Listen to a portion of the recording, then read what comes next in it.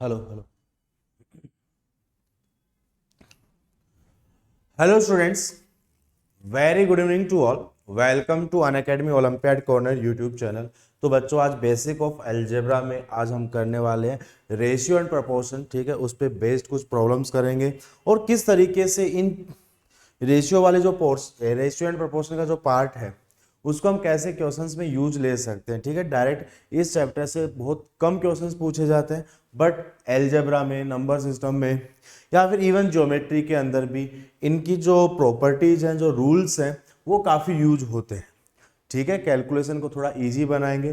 ठीक है, तो वन बाय वन एक काम करते हैं। पहले अपन थ्योरी कंप्लीट करते हैं, देन उसके बाद में हम कुछ अच्छे अच्छे क्वेश्चंस यहाँ पे डिस्कस करने वाले हैं। ठीक है, तो अगर अब हम बात करें सबसे पहले, जैसे रेशियो रेशियो होता क्या है कि एक कंपैरिजन ऑफ टू नंबर्स।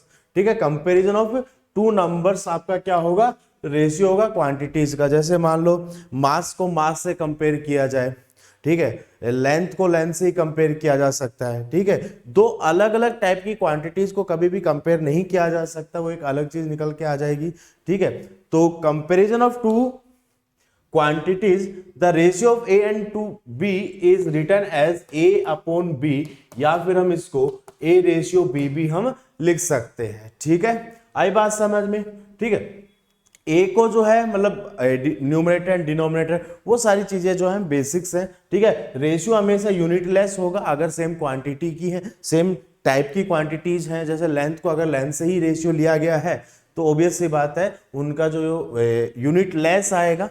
ठीक है, आगे बात करते हैं। In a ratio two quantities are compare दो so the quantity must be of the same kind, they must be express in the same unit. मतलब लेंथ को लेंथ, मीटर को मीटर के साथ, ठीक है, किलोग्राम को किलोग्राम के साथ।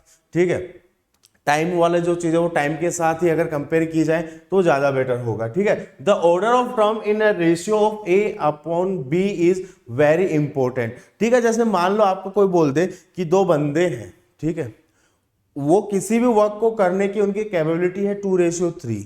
अगर आपने उसको गलती से 3:2 लिख दिया, दैट मीन्स आपने उनकी कैपेबिलिटी को रिवर्स कर दिया है। ठीक है, जो आदमी एक काम को 2 दिन में कर सकता है, एक काम को दूसरा आदमी 3 दिन में कर सकता है, अगर आपने 3:2 लिख दिया, ठीक है, तो वो आपका रिवर्स हो जाएगा। ठीक है, ऐसा नहीं हो कि 1:4 and 4:1 is the same thing, ऐसा बिल्कुल नहीं होगा।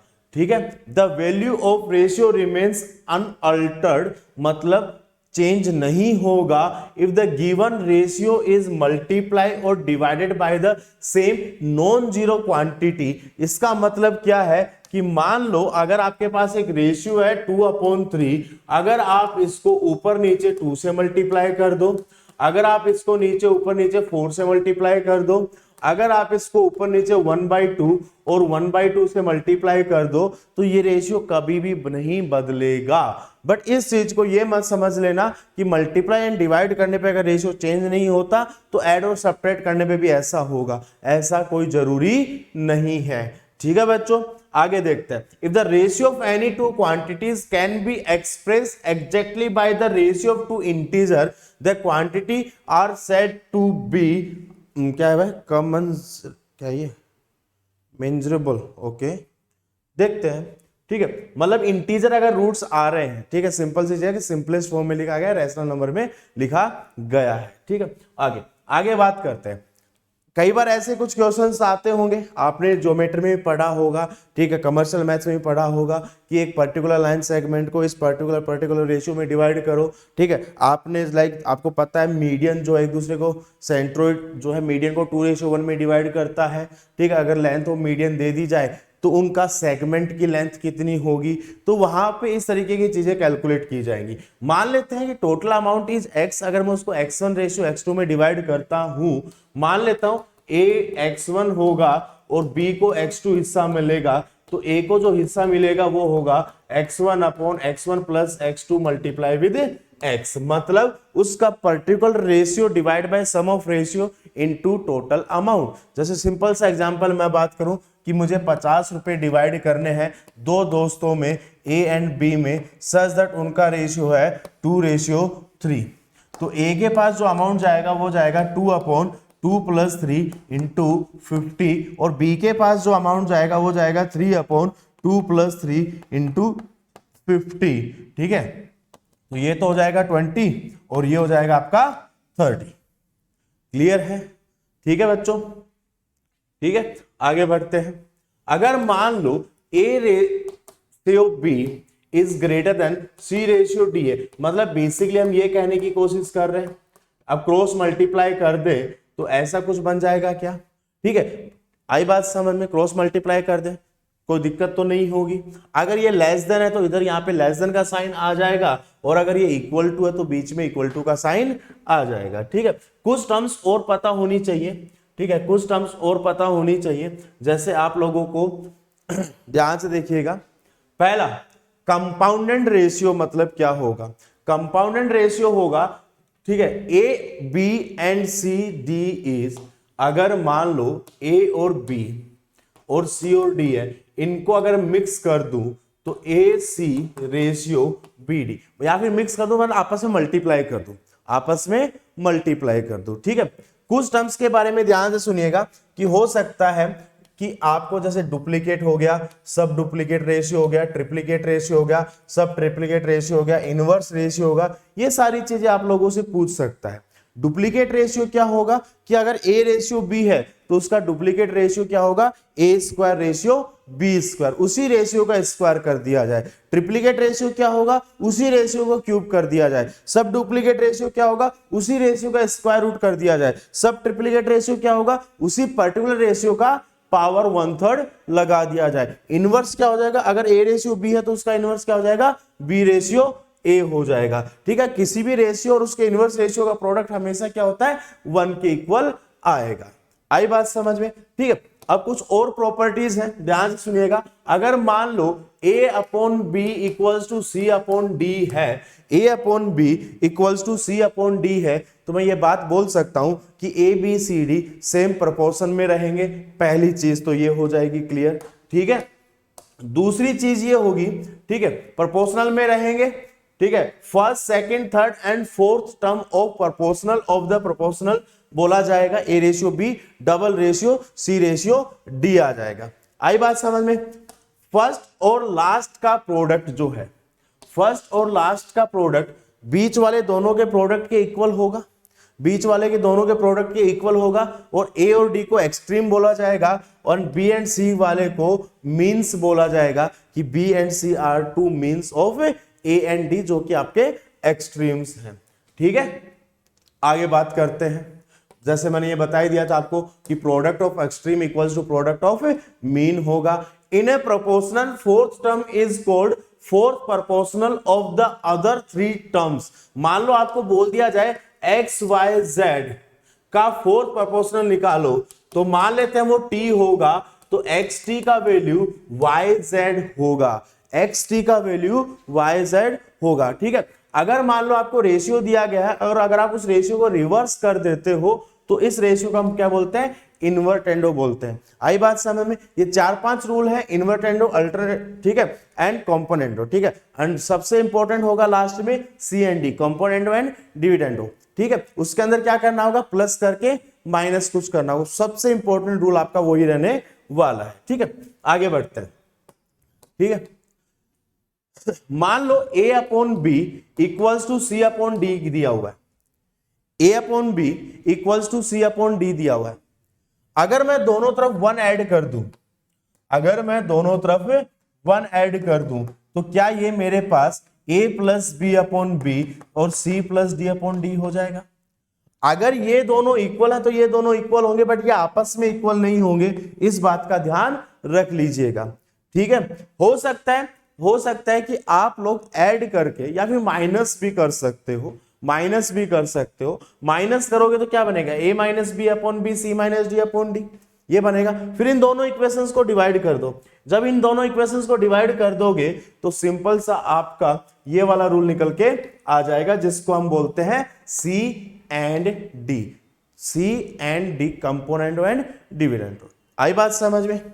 ठीक है, चलो ठीक है, तो जो चीजें अभी बताई है, कई बार ऐसा कुछ दिया रहता है, ध्यान देखिएगा कि a upon b equals to c upon d है। प्रॉब्लम को सोल्व करने के लिए उसको k के इक्वल मान लो, सबसे आसान मेथड होगा। अगर a upon b equal to c upon d है, तो इस चीज को देखो अलग अलग तरीके से आप यूं भी समझ सकते हो। अगर ऐसा है बच्चों, ठीक है, तो ऑब्वियस सी बात है ये जो चीज है a upon c b plus d के इक्वल होगा, a minus c b minus d के इक्वल होगा, के a plus m into c के b plus m into d. आई बात समझ में? ठीक है, मतलब किसी से मल्टीप्लाई करो, किसी से भी डिवाइड करो, आपस में ऐड करो या सब्ट्रैक्ट करो, कोई फर्क नहीं पड़ेगा। ठीक है, तो इस चीज का भी आप लोग थोड़ा सा ध्यान रख लीजिएगा। ठीक है, चलो फटाफट कुछ क्वेश्चंस करते हैं। ठीक है, आपको यहाँ पे दिया हुआ है a रेशियो b का वैल्यू 5:9 है, a अपॉन b 5/9 है, b अपॉन c 4/7 है। तो हमेशा कोशिश करो b को इक्वल बना सको। b को इक्वल बनाने के लिए देखो यहाँ पे b 9 है, यहाँ पे b 4 है, एलसीएम कितना आएगा 36 आएगा। तो मैं एक काम करूंगा, इसको 4/4 से मल्टीप्लाई करूंगा, इसको 9/9 से मल्टीप्लाई करूंगा। तो एक्चुअली में मेरा a अपॉन बी जो है वो 20/36 बन जाएगा और b अपॉन सी जो है वो मेरा 36/63 बन जाएगा। तो देखा जाए a ratio b ratio c का जो वैल्यू है वो 20, 36 और 63 के इक्वल आ जाएगा। ठीक है, तो जब भी आपको मतलब दो रेशियो दिए गए हैं और दूसरा क्वांटिटी रेशियो, एक क्वांटिटी अगर बीच में कॉमन है उसकी वैल्यू को इक्वल बना लो, उसकी वैल्यू को क्या बना लो, इक्वल बना लो कुछ नंबर से मल्टीप्लाई करके। ठीक है, अब यहाँ पे क्या बोला गया, the fourth proportional to 4, 9 and 12। तो एक काम करता हूं 4, 9, 12 और उसको मैं x मान लेता हूं। तो as per the rule 4 into x 4x हो जाएगा और 9 इंटू 12 हो जाएगा। ठीक है, 4 3 जा 12 हो जाएगा, x का वैल्यू 27 आएगा क्या, x का वैल्यू 27 आएगा क्या। अगला देखो थर्ड प्रोपोर्शनल मतलब 16, 36 x हो जाएगा, तो 36 का स्क्वायर कितना हो जाएगा 16x हो जाएगा, तो x का वैल्यू कितना हो जाएगा 81 आ जाएगा क्या, चेक करो। ठीक है, जो बोला गया वैसा कर लो। मीन प्रोपोर्शनल बिटवीन 0.08, तो मीन प्रोपोर्शनल क्या हो जाएगा 0.08 x 0.018 0.18 हो जाएगा। ठीक है, तो एक्स स्क्वायर का वैल्यू कितना आ जाएगा 0.08 0.18। ठीक है, तो x का वैल्यू कितना आ जाएगा 0.18 8 जा 14 12 आ जाएगा, कितना आ जाएगा 12 आ जाएगा। ठीक है, कोई दिक्कत है? चलो आगे देखते क्या बोला है, monthly income of 2 person are in the ratio 4 and 5। तो एक काम करता हूं, मंथली इनकम मैं मान लेता हूं 4x and 5x। मंथली जो खर्चा है उनका 7:y है, ये 7y है, ये 9y हो जाएगा, माइनस कर देंगे। ठीक है, ये सैलरी है, ये इनका खर्चा है। अगर दोनों फिर भी 1000 रुपीज बचा लेते हैं तो मतलब क्या हो जाएगा 4x माइनस 7y का वैल्यू 1000 और यहां से क्या आएगा 5x माइनस 9y का वैल्यू 1000। तो अब एक काम करते हैं, ऊपर वाली इक्वेशन को किससे मल्टीप्लाई करते हैं, इनकम पूछा है, y को एलिमिनेट कर देते हैं, ऊपर वाली इक्वेशन को 9 से मल्टीप्लाई कर देता हूं, तो 36x माइनस 9 7 जा 63y इक्वल्स टू 9000 हो जाएगा। नीचे वाले को 7 से मल्टीप्लाई कर देता हूं, 35x, ठीक है, 7 9 जा 63y इक्वल्स टू 7000। दोनों को सेपरेट करूं तो x का वैल्यू 2000 आएगा क्या। ठीक है, जब x का वैल्यू आ गया y का वैल्यू भी निकाल सकते हो। x का वैल्यू 2000 डालोगे तो ये 8 आएगा, 8 आएगा तो उधर जाके ये 2 बच जाएगा, y का वैल्यू 2000/7 आ जाएगा। ठीक है, अगला देखिएगा। अब इस टाइप के क्वेश्चंस को सॉल्व करना है कि a अपॉन बी का वैल्यू c अपॉन डी के इक्वल है, e अपॉन एफ के इक्वल दिया हुआ है। देन अपने को प्रूफ करना है ACE upon BDF and whatever जो भी दिया हुआ है। ठीक है, कैसे करेंगे वो अपने को देखना है। ठीक है, तो एक चीज यहां पे देखिएगा, पहला तरीका तो यह है कि इनको मैं K के इक्वल मान लू। किसके इक्वल मान लू, K के इक्वल मान लू, और A की जगह लिख दू B के, C की जगह लिख दू D के और E की जगह लिख दू F के। ठीक है, तो जैसे मैंने ये लिखा तो ACE BDF, तो इधर तो आ जाएगा आपका सिंपल सा KQ। क्या आ जाएगा बच्चों, के क्यूब आ जाएगा। ठीक है, ए की जगह लिखा B cube K cube, B cube K cube into B plus 2। C की जगह क्या आ जाएगा, D square F, D square F K cube minus 3 B F cube K cube divided by B पे power 4 to D square F minus 3 B F cube. ठीक है, ऊपर से के क्यूब कॉमन ले लो, न्यूमरेटर और डिनोमिनेटर दोनों same आ जाएंगे और वो कैंसल आउट हो जाएंगे। सिंपल सा रूल था, कोई दिक्कत नहीं होनी चाहिए। और भी कोई अप्रोच है क्या जिससे मैं इनको प्रूफ कर सकूं, जिससे मैं इनको प्रूफ कर सकूं? ठीक है, ध्यान से देखते हैं।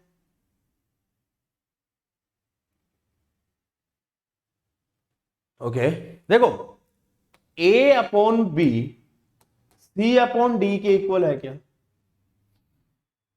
क्या यहां से मैं लिख सकता हूं a square upon b square c square upon d square के इक्वल होगा क्या? और सेम रेशियो से अगर मल्टीप्लाई कर दूं ई बाई एफ और इधर ए बाई बी से मल्टीप्लाई कर दूं, क्योंकि a upon b e upon f के इक्वल है, तो a cube B cube is equal to c square e upon d square f आ जाएगा। ऊपर नीचे बी से और मल्टीप्लाई कर दो, क्योंकि सेम चीज तो मल्टीप्लाई कर सकता हूं ऊपर नीचे, ये बन जाएगा क्या? बन जाएगा ना? ठीक है, अच्छा इसको 2 से और मल्टीप्लाई कर दो, तो पहले दो पार्ट आ चुके हैं आपके, दोनों को ऐड कर दो, दोनों को ऐड कर दो, दैट्स इट। ठीक है, उस तरीके से भी आप कर सकते हो। अगला देखिएगा, x अपॉन ए का वैल्यू y अपॉन बी के इक्वल है, z अपॉन सी के इक्वल। तो x की जगह मैं क्या a के लिख सकता हूं, y की जगह क्या मैं b के लिख सकता हूं, और z की जगह क्या मैं c के लिख सकता हूं क्या? ठीक है, चीजों को रिप्लेस करो, x की जगह a के लिखा तो ये बनेगा a स्क्वायर के स्क्वायर प्लस 1, और नीचे क्या बनेगा a के plus 1, y square b square के स्क्वायर प्लस 1 b के प्लस 1, सी स्क्वायर के स्क्वायर प्लस 1 के प्लस 1, ये बन जाएगा क्या? ठीक, क्या सब में से k square plus 1 upon k plus 1 common आएगा, a plus b plus c अंदर आएगा क्या? ठीक है, ठीक है, x y z a plus b plus c क्या बनेगा? ये a plus b plus c का whole square into k square. ठीक है, और अगले में a plus b plus c का whole square divided by a plus b plus c, a plus b plus सी के प्लस 1। क्या यहां से k प्लस 1 के स्क्वायर प्लस 1 तो कैंसिल आउट हो जाएगा, सिंपल ये चीज बचेगी, स्क्वायर नीचे a प्लस बी प्लस सी बनेगा, कैंसिल आउट होगा क्या? ओनली दोनों तरफ a प्लस बी प्लस सी ही तो बचेगा। ठीक है, चलो नेक्स्ट वन। ओके, अगेन यहां पे भी सेम चीज कर सकते हो, मान लो इन सबको k के इक्वल है, सबको k के इक्वल है, तो बच्चों x का value b plus c minus a into k आएगा, y का value c plus a minus b into k आएगा, z का value a plus b minus c into k आएगा क्या? क्या x plus y plus z का value a plus b plus c into k आएगा क्या? Check करो। तो मतलब ये जो चीज आपको दे रखी है ये k दिया हुआ है, क्या दिया हुआ है? k दिया हुआ है। ठीक है, अब यहां पर 1 बाय 1 एक काम करता हूं, ध्यान से सुनना, 1 बाय 1 चीजों को सिंप्लीफाई करते हैं। एक तरफ तो k आ गया है, इसको भी k बनाना है मुझे। ठीक है, मैं y प्लस जेड करता हूं, y प्लस जेड करता हूं, a के 2ak बनेगा क्या? तो यहां पे क्या बनेगा? x into twice of ak। ठीक है, plus y, z plus x करता हूं, c से c गया, a से a गया, क्या ये 2bk बनेगा क्या? 2bk बनेगा क्या? x प्लस y क्या, b से b गया, a से a क्या, क्या ये 2ck बनेगा क्या, और साथ में z आएगा क्या, divided by twice of ax plus by plus cz।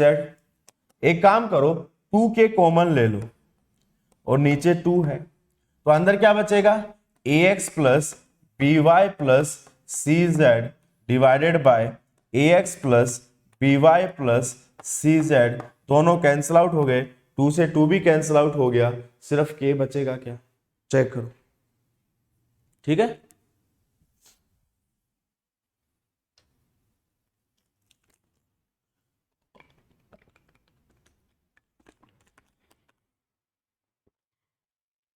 आगे चलते हैं। अब यहां पे देखिएगा, आपको इसका वैल्यू बताना, ठीक है। मैं ऐसा लिख सकता हूं क्या, x upon 1 equals to cubic root of m plus 1 plus cubic root of m minus 1 divided by cubic root of m plus 1 minus cubic root of m minus 1। Simple CND लगा देता हूं, सिंपल CND लगा देता हूं, क्या बनेगा, x plus 1 x minus 1, दोनों को ऐड करूंगा तो twice of cubic root of m plus 1 divided by twice of m minus 1। गया, क्या यहां से x प्लस 1 का whole cube divided by x minus 1 का whole cube equals to m plus 1 m minus 1 आएगा क्या, चेक करो।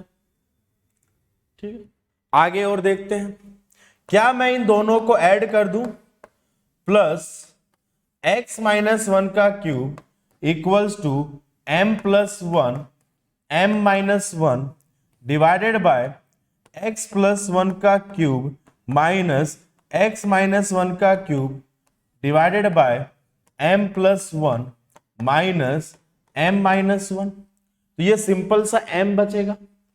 अब यहां से सिंप्लीफाई कर लेते हैं, यहां से सिंप्लीफाई करूंगा एक्स क्यूब आएगा मेरे पास, एक तो एक्स क्यूब आएगा, 3x स्क्वायर यहां से माइनस का आएगा, 3x प्लस 6x आएगा, प्लस 6x आएगा, ठीक है, is equals to m times अच्छा एक्स क्यूब 2 बार आएगा, ठीक है, यहां से plus 3x square 6x square आएगा एंड प्लस 2 आएगा।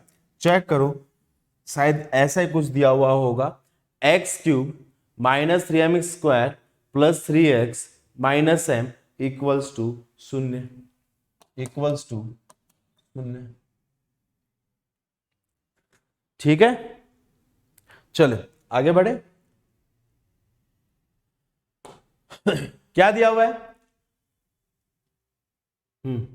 X square plus y square upon p square plus q square equals to x y upon p q. ठीक है, तो क्या मैं इस चीज को ऐसा लिख सकता हूं, थोड़ा सा x y p square plus q square p q. क्या इस चीज को मैं ये लिख सकता हूं, एक्स माइनस वाई का whole square x plus y का whole square equals to p minus q का whole square upon p plus q का होल स्क्वायर। कैसे लिखा बता देता हूं, इसको दोनों तरफ 2 से मल्टीप्लाई करो, this minus this upon this plus this, कुछ ऐसा बन जाएगा क्या, ठीक है ना, दोनों तरफ 2 से मल्टीप्लाई कर दो, this upon this equal to this upon this. ठीक है, अब यहां से क्या बनेगा, x minus y x plus y equals to p minus q upon p plus q. Check करो, ये इसी का तो रिवर्स ऑफ CND है कि नहीं है, हो गया। अगला देखो, अच्छा वर्क डन वाले काम जब भी किए जाए, क्वेश्चन सब भी किए जाए, एक पर्टिकुलर पर्सन की कैपेसिटी निकाल लो कि वो कितने दिन में ये काम कर सकता है। अगर वो कितने दिन में काम कर सकता है, उसकी फिर पर डे कैपेसिटी निकालो। जैसे यहाँ पे क्या बोला है, 4 मैन 3 वोमेन, लेट सपोज एक आदमी उस काम को m डेज में कर सकता है, तो एक दिन में कितना करेगा 1/m, तो 4 आदमी मिलके कितना काम करेंगे 4/m, 3/w मिलकर 1/6 में काम होगा क्या। एक दिन में 4 आदमी और 3 वोमेन मिलके उस हिस्से का 1/6 पार्ट कर पाएंगे। सेम टू सेम इक्वेशन यहां बनेगी 5/m 7/w इक्वल्स टू 1/4। ठीक है, 1 4 5 9 3 7 10। ठीक है, क्या करें अब इसका 1। ठीक है, एक काम करता हूं, इस इक्वेशन को 5 से मल्टीप्लाई कर देता हूं। तो 5 से मल्टीप्लाई किया, 5 4 जा 20 बाय m, 5 3 जा 15 by w 5/6, 20 by m 28 by w 1। दोनों को सब्ट्रैक्ट करेंगे तो 13 बाय w 1 माइनस 5/6 1/6। w का वैल्यू 78 आएगा क्या, और w का वैल्यू 78 आया, वो यहां पे रख दो, 326 आएगा वो। तो 4/m का जो वैल्यू है, ठीक है। अच्छा एक काम करते हैं ना, 3/w तो है ही है मेरे पास, प्लस 1/w और दे देता हूं। ठीक है, ये तो कैलकुलेट करना है मेरे को। ठीक है, तो यहां से आ जाएगा 4/m। अच्छा ये दोनों का कैपेसिटी 1/6 दिया हुआ ही है, 1/78 हो जाएगा। एलसीएम कितना आएगा 78, 13 + 1 14, 14/78। ठीक है, कितना आ जाएगा ये 39। आई थिंक ये वाला आ रहा है ऑप्शन सी। नहीं ये तो नहीं आ रहा। ठीक है, ये 4 टाइम्स हो गया ना। 39/7 × 4 120 116।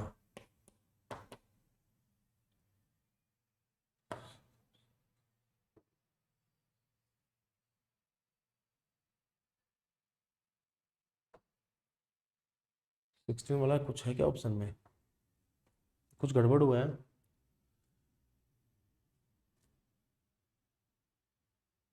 4 से इसको अगर मैं मल्टीप्लाई करूंगा 160 आएगा ना, 156 आएगा ना, ये 156 आएगा ना, तो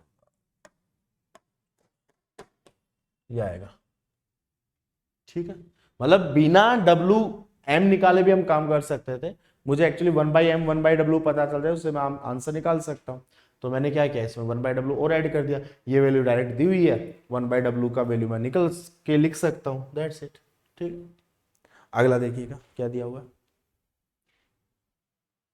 4 दोस्तों में उसने पेन बांटे हैं, किस बंदे के पास सबसे कम पेन रहेंगे, किस बंदे के पास। तो आई थिंक 1/3 1/4 1/5 1/6। 60 से मल्टीप्लाई कर दो, 20 15 12 10। डी के पास जिसका डिनोमिनेटर सबसे बड़ा होगा उसके पास सबसे कम पेन रहेंगे। अगला देखते हैं। 2 numbers are respectively 20 and 50% more than a third number, then the ratio of the 2 number. 2 numbers are respectively, अगर एक नंबर x है more than the third number, तो एक नंबर 1.2x होगा, एक नंबर 1.5x होगा क्या। अब इन दोनों का रेशियो निकाल लो, 3 4 जा 12 3 5 जा 15, 4:5 आ जाएगा। The ratio of number of boys and girls in the college is 7:8, percentage increase in the number of boys and girls is 20 and 10%, then find the new ratio। तो देखो 7 and 8 था, एक काम करते हैं 70 and 80 मान लेते हैं कि 70 बॉयज थे, गर्ल्स 80 थी। अब इसमें 20% बॉयज बढ़ चुके हैं, 1.2 टर्म मल्टीप्लाई कर देंगे तो ये 84 आएगा, और ये 10 टाइम्स हो जाएगा तो ये 88 आ जाएगा। ठीक है, ये आपका नया रेशियो आ जाएगा, 84 and 88 आ जाएगा। ठीक है, अगला देखते हैं फटाफट से। The price of a scooter and TV are in the ratio if the scooter cost more than a TV. ठीक, मतलब आपको एक्चुअली में 7x - 5x का वैल्यू 8k दिया हुआ है, तो 2x का वैल्यू 8000 आ जाएगा, तो x का वैल्यू 4000 आ जाएगा क्या, दैट्स इट। ठीक है, find the ratio whose terms differ by 40 and major major of which is 2/7, मतलब 5x इक्वल्स टू 40, x का वैल्यू कितना हो जाएगा 8 हो जाएगा, तो 8 टू 16 एंड 56 आ जाएगा। ठीक है, age of a man and son is that this after 15 year, तो मान लेते हैं 7x और 2x एज है इनकी, आफ्टर 15 ईयर दोनों की एज प्लस 15 हो जाएगी क्या? ठीक है, they would be in the ratio of 2:1। अब इनका ये 2:1 हो जाएगा, तो 7x प्लस 15 4x प्लस 30, तो यहां से क्या आ जाएगा 3x का वैल्यू 30 आ जाएगा, x का वैल्यू 10 आ जाएगा, एज सिंपल एज दैट। ठीक है, अगला देखते हैं क्या दिया हुआ है, a upon b c upon d e upon f के इक्वल है। तो एक काम करो, सिंपल सा इसको अपन ऐसा लिख सकते हैं क्या, a upon b c upon d e upon f के मान लेते हैं, दोनों तरफ +1 कर दूं तो पहली चीज तो ये c plus d upon d E plus F upon f के +1 होगा, k +1 k +1 k +1 3k + 3 हो जाएगा, 27 टाइम्स k +1 का क्यूब बनाएगा ये, तो पहली चीज तो बी डी एफ। ठीक है, चलिए देख लेंगे उसको तो। अच्छा a प्लस बी, अच्छा इसको अगर मैं देखूं तो ये b इंटू के +1 बनेगा, b इंटू के +1 ये बनेगा, d इंटू के +1 ये बनेगा, f इंटू के +1, तो k +1 का क्यूब आ गया, BDF भी आ गया, दोनों प्रूफ हो गए, कोई दिक्कत ही नहीं है। ठीक है, अगला देखते हैं, mean proportional between a² b² c², मतलब ये हुआ है, ध्यान से सुनिएगा कि ax plus by plus cz upon a² plus b² plus c² is equals to x² y² z² ax by cz। ठीक है, इनको एक काम करो k मान लो, तो x की जगह ak लिख दो, x की जगह ak लिख दो, k कॉमन ले लो, यहां आएगा a² b² c² a² b² c², यहां पे आएगा x² y² z²। अब की बात a की जगह x बाय k लिखो तो 1/k² कॉमन आएगा, अंदर क्या आएगा x² y² z², तो k² का वैल्यू k² के इक्वल आ जाएगा, मतलब k का वैल्यू k के इक्वल आएगा यहां से। ठीक है, ठीक है, अगला देखते हैं, कहां गया,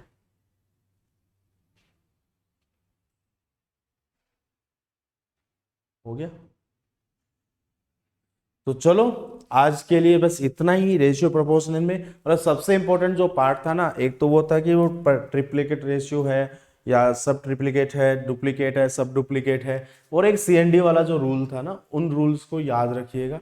सबसे ज़्यादा इंपॉर्टेंट वही पार्ट है कि a अपॉन बी अगर c अपॉन डी के इक्वल है तो a plus b upon b equal to c plus d upon d होगा। उन रूल्स को अगर याद रखोगे कोई दिक्कत नहीं आने वाली है। ठीक है बच्चों, बाय बाय।